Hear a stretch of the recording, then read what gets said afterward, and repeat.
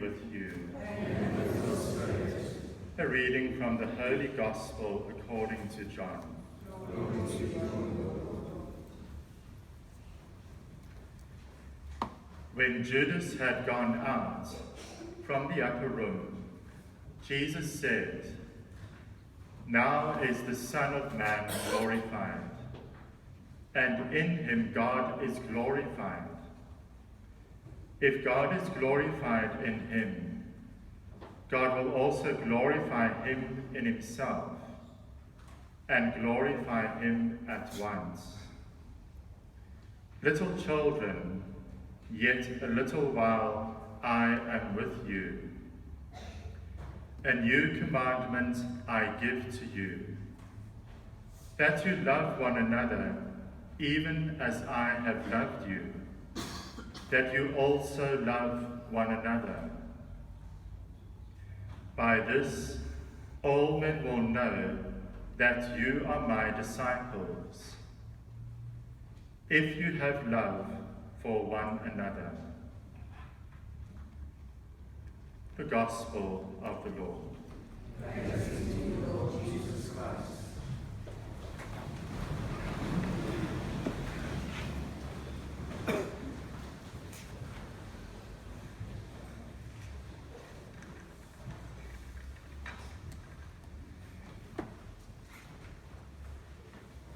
I shall pass through this world but once. Any good thing I can do, or any kindness I can show any human being, let me do it now. For I shall not pass this way again. That was said by Stephen Grellet. Once a class teacher in a high school decided to honor her students by telling each one how they made a difference to her. So she called each child in front of the class and told him how he made a difference to her and her class. Then she pinned a ribbon on their chest on which was printed in gold, "What I am makes a difference." She then gave a project to the class. Each child was given 3 ribbons, and they in their turn had to honor someone. A week later, they had to report back the reactions this project made on others.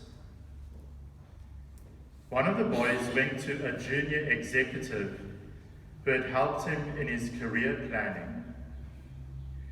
He pinned this blue ribbon and gave him 2 more to honor someone else and report back. This junior executive went to his boss, who was noted for being a very grouchy fellow. He made him sit down and told him how he admired him for being a creative genius. The boss seemed very surprised. Then he asked his boss if he could pin that ribbon on his coat. His surprised boss said, "Well, sure." The young executive pinned the ribbon on his boss's jacket right above his heart. Then the executive gave the extra ribbon to his boss and said, "Would you do me a favor? Will you please take this ribbon and honor someone else? The student who gave me this is doing a project, and he wanted this recognition ceremony to go on and find out how it affects people." That night, the boss came home to his 14-year-old son and made him sit next to himself. He said to his son, "Son, the most incredible thing happened to me today in the office. One of the junior executives came to me and said that he admired me for being a creative genius, and he gave me this blue ribbon that says, 'What I am makes a difference. Then he gave me an extra ribbon and asked me to honor someone else. As I was driving back home, I was thinking whom to honor. And I thought about you. I want to honor you. He said to his son, my days are hectic, and when I come home, I don't pay a lot of attention to you. Sometimes I scream at you for getting low grades at school and for your bedroom being in a mess. But somehow tonight, I just want to sit here and let you know that you make a difference to me. Besides your mother, you are the most important person in my life. You are a great kid, and I love you. The surprised boy started to sob and to cry, and his whole body shook. He looked up to his dad and said through his tears, I was planning to commit suicide tomorrow because I thought you don't love me. Now I don't need to.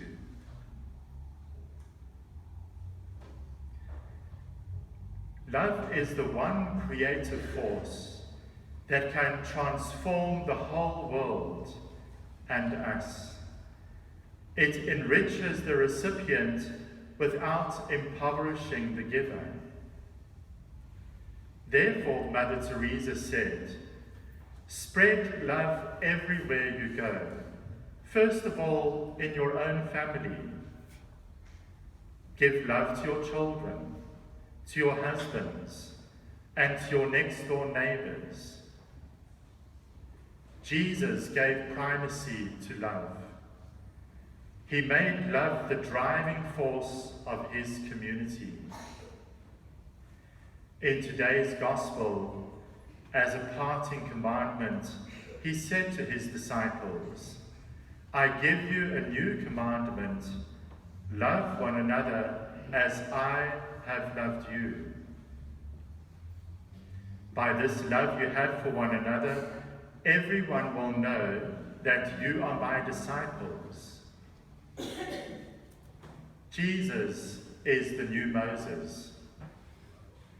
And that's how Matthew, the gospel writer, presents Jesus to us. So like Moses, he created a new Exodus, a new covenant, and issued a new commandment. And so for a moment, let's think how Jesus created a new Exodus. Moses led the Exodus in the Old Testament. He led the Israelites from slavery in Egypt to the Promised Land. He worked out a new freedom. He made the Israelites servants, not of Pharaoh, but of Yahweh. Jesus, the new Moses, was also creating a new Exodus. The Exodus that he was leading was an immortal one.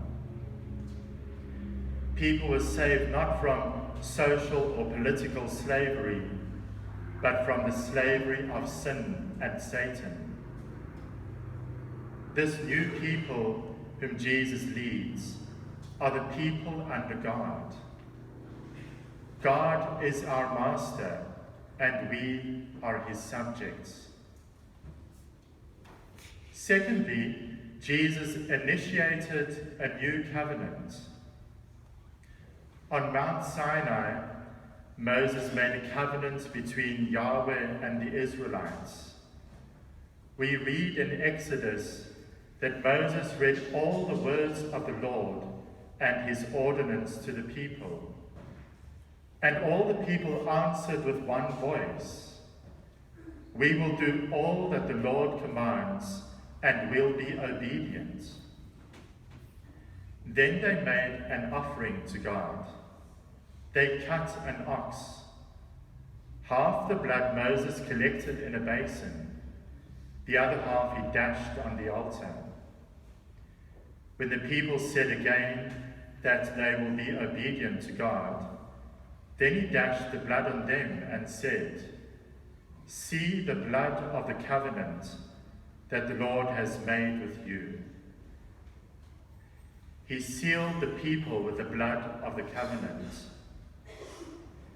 Jesus, the new Moses, seals us in the covenant, not with the blood of bulls and goats, but with his very own blood on the new mountain, Mount Calvary.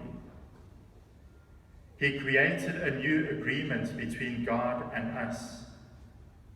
We need not follow the tedious, innumerable laws of Moses in order to be saved.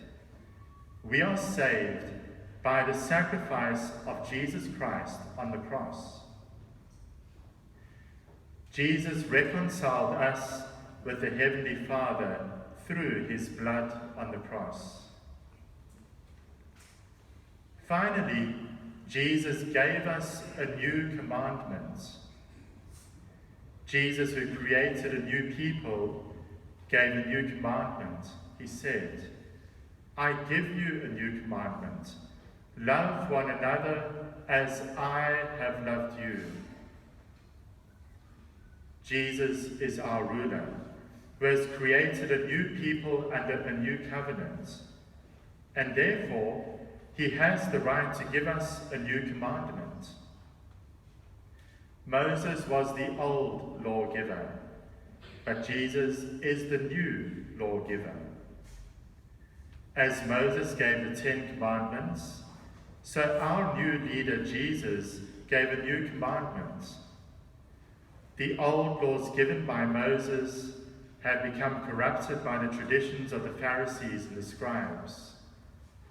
But the new commandment which Jesus gave is not only new, but it is also eternal, and it shall always remain new. To love one another is not a new commandment. It is as old as the Mosaic law. In the book of Leviticus we read, "Love your neighbor as yourselves." But the motive behind this commandment is new. Jesus said, "Love your neighbor as I have loved you." So that is the measure of this new love, the love of Jesus himself. The disciples had experienced Jesus' love. During the 3 years he spent with them, he had spoken kindly to them, had empowered them to work miracles in his name, and had supported them publicly when the Pharisees and the scribes criticized him. He gently rebuked them when they had made mistakes and bore with their failings, and even forgave them. In this way, Christ loved his disciples. The final manifestation of his love he showed them when he died for them on the cross. The disciples were called to pattern their love on his. The love of Jesus is unconditional. He loved us even when we were still sinners. St. Paul said, "When we were still sinners, Christ died for us." He does not love us because we are saints. He does not measure out his love according to our goodness. His love is given freely, and he calls us to love freely. Christians must be known by their love, not by their hatred. We must have love before we show it. Love must be the root and the habit of all our actions. The distinguishing mark of Christ's disciples must be love for one another.